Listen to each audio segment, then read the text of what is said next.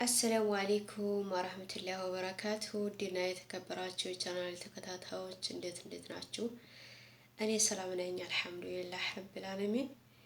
ዛሬ ይዤላችሁ የመጣሁት በሳውዲ አረቢያ የወጣውን ህግ እያሰማ ያለ አይመስለኝም።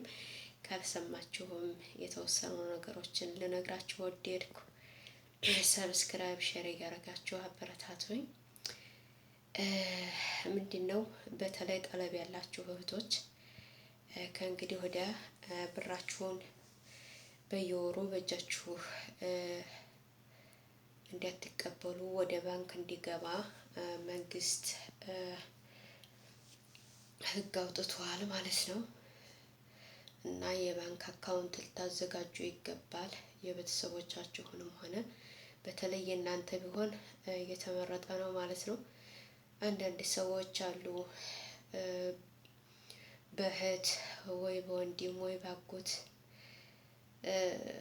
እየላኩ ምንም አላክሽም ተብሎ የሚከዱ አሉና በራሳችሁ ቢሆን ደስ ይላል ማለት ነው።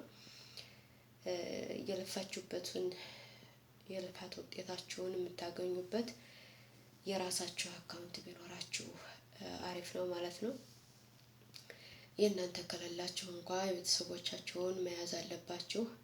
አሁን የወጣው ያው በየወሩ ለእናንተ ብር አይሰጡም ማለት ነው። በአካውንታችሁ ነው ወደ ሀገራችሁ የሚልኩት ማለት ነው።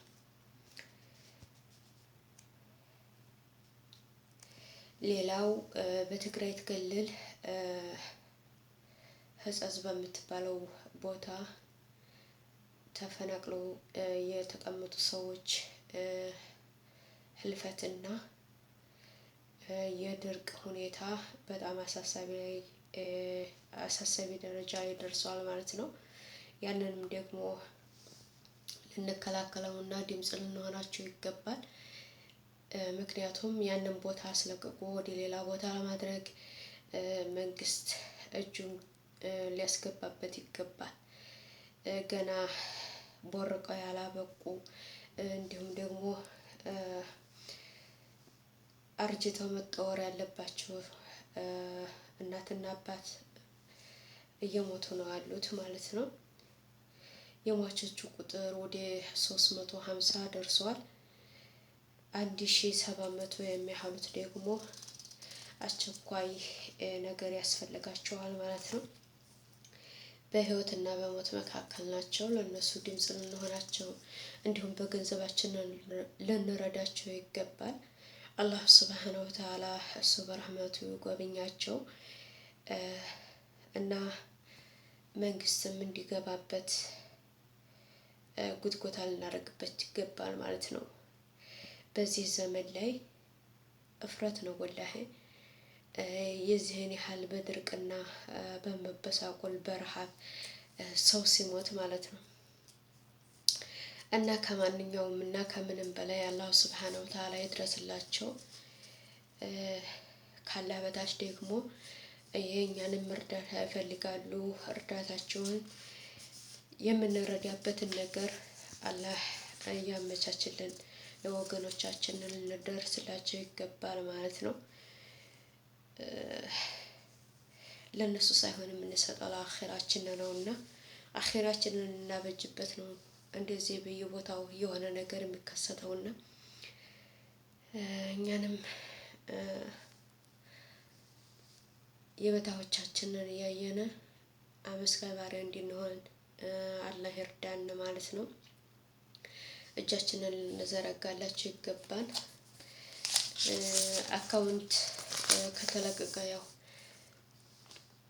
አንድ ወንድማችን ለቆ ነበረ። ያንንም በቃ ብሎ ዘግቶታል።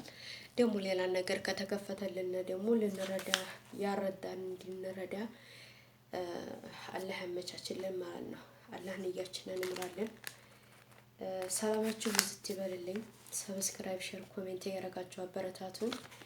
ተው ግን ተው ወላሂ ቪው እኮ አለው ወላኪን ግን ኮሜንትም አጽፉም ላይክም አታረጉም ግን ለምን?